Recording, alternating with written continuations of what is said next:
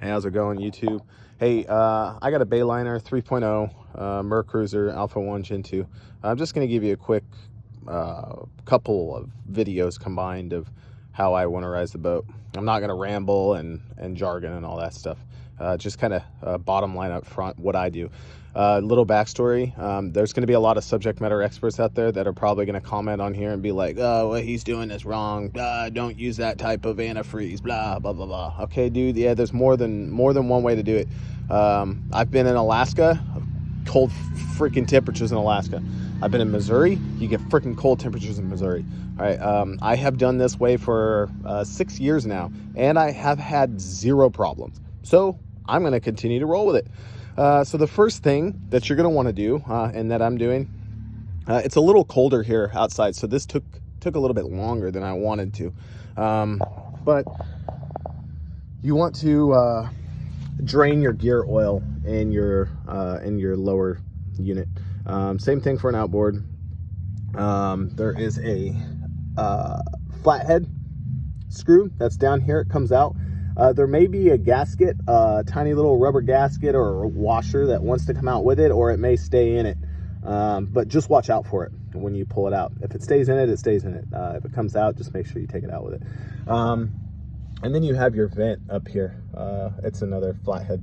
They just screw out. So when you unscrew the bottom, it's going to leak out real slow until you undo the vent.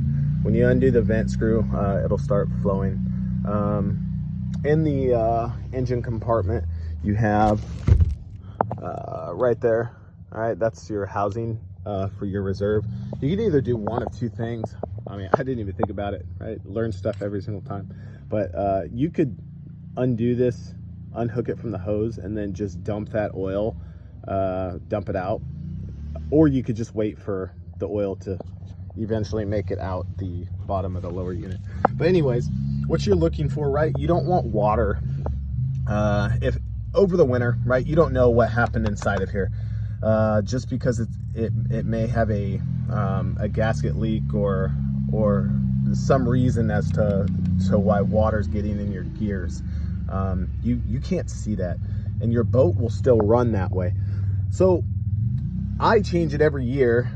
Obviously, you can see I got a beautiful blue color. That's what you want to see. It actually, like, there's no reason to change it, but I still change it just in case that there's water, something happened inside of that unit and there's water, because you don't want water inside of here to freeze. Because even though that water is mixed in with the oil, different weights, right? That water can still freeze and then crack your lower unit. Now you're not only dealing with your block, but you're dealing with your lower unit. You don't have to do it, but this, I'm just like, again, this is what I do. So Phillips out, and then I just stepped away for about an hour and a half, because like I said, it was cold outside, so it took a little bit for it to drain. But we got it drained. So my next video I'm going to give you is how to get this stuff back in. It's a pretty easy fix. Please do not do this and take it to a mechanic. It's so easy. All right, so now we're ready to hook this thing up and put the oil back in. Pretty easy. This can be like 30-second little stage here. All right, so what you want, just go with the manufacturer's recommendations, man. You'll have some people that'll comment and be like, yeah, you can use straight SAE 90, you can use 80 weight. Man, just use what the manufacturer says. So I use this, costs $10 at Walmart. You're also gonna need a pump. You can get them, they're at Walmart as well, like $6. You can get them on Amazon. So all it does, hooks up. All right, and then you put the end of it into the bottom plug, the drain plug, and all you're gonna do is you're literally just going to pump oil into it. All right, I'm gonna put the phone down here so that way you guys don't have to watch me pump. Freaking boring as hell. All right, and you're gonna just do it until you start to see oil pop out of the top here. Once oil starts popping out of the top, you can go ahead and put the top plug back in. Give it a couple of more pumps to get it over the top of the plug there, and then go fill up your reserve bottle back up. You may come back in and notice, maybe after starting it, maybe your first run after the season, and you're going to go look in your reserve container and it's going to be a little lower. Hey, that's fine, man. There's air bubbles and stuff that fill up. It doesn't mean that you're leaking any oil.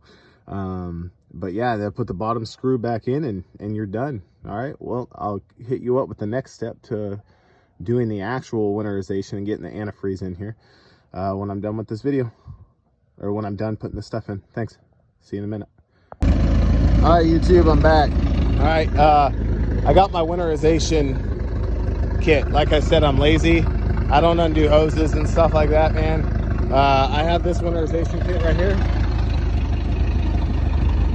All right, hose goes in. You have a valve that opens and closes the flow of the water, and you have a valve here that unleashes the antifreeze, and all it does is it hooks right into your muffs. All right, so literally once your engine hits that certain temperature, you shut off the hose, right, and then you just turn on the antifreeze. I think this thing costs like 70 bucks. I don't remember, but I've used it every year and I ain't had a problem. So far we've done the gear oil. I've already swapped that out. I topped it off in the reserve. Now I've got this hooked up. Right now I'm just letting the boat warm up. The most important part of winterizing your boat, if you're doing it this way, right?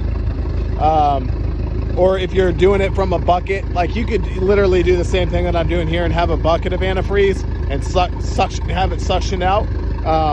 I just have a kit that does it. I don't know. I'm Gucci like that, I guess.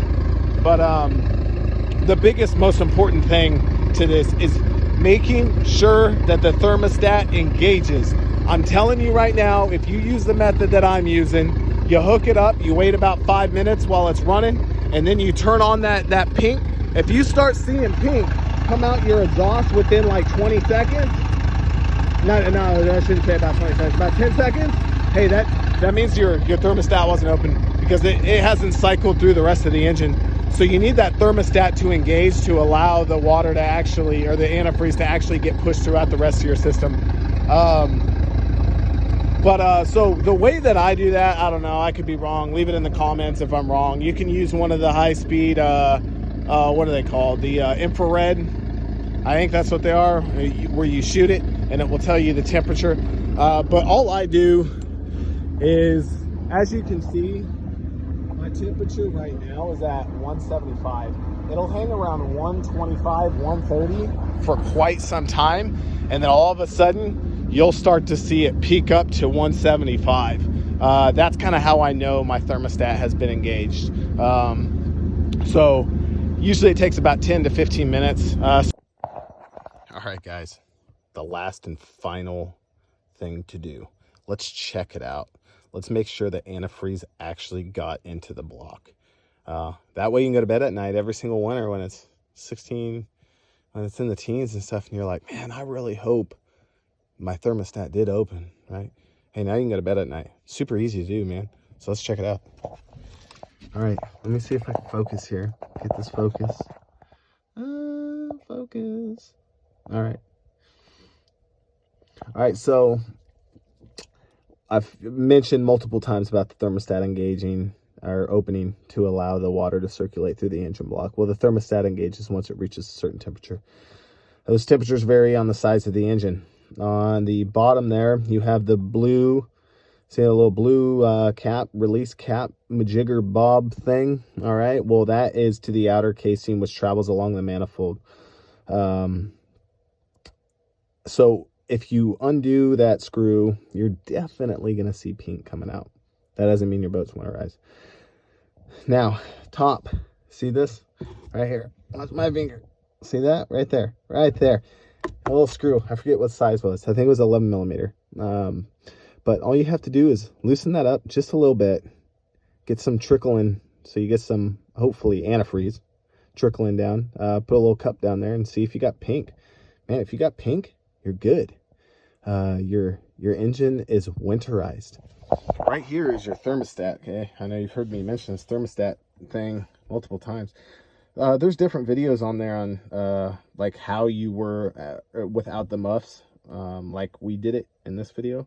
There's videos out there that show you how to do it by just pouring antifreeze directly into the thermostat housing. Right here, there's a gasket. So if you are going to do it that way, there are videos out there that are going to show you how to do it that way. But there's a gasket in there. You're going to have to replace it. So make sure you got a gasket. You would take these two hoses off. You would drain both of those, like I showed you before, to get all the water out. You'd undo these pipes, and then you would pour antifreeze. You take a little thermostat out, and you pour antifreeze directly into the to the hole, and then once it fills all the way up to the top, you have antifreeze in there. That's another way to do it. There's some videos out there, but like I told you, I'm lazy and I don't want to change gaskets. I don't want to do no, man, I'm good. So I think this concludes the video. Winterizing the lazy way, but still the right way. I'm not a boating mechanic, but far from it. I'm just your average guy that figures out how to do things on his own. So please, if there are any people that are way better mechanics than me, post your knowledge in the comments. There's no need to bash me or say I don't know anything about boats. Just post in the comments, man. Let's all make each other better, and I will listen to those comments and just continue to gain knowledge on boats and engines like this. So but other than that, have a good day. Hope you enjoyed the video.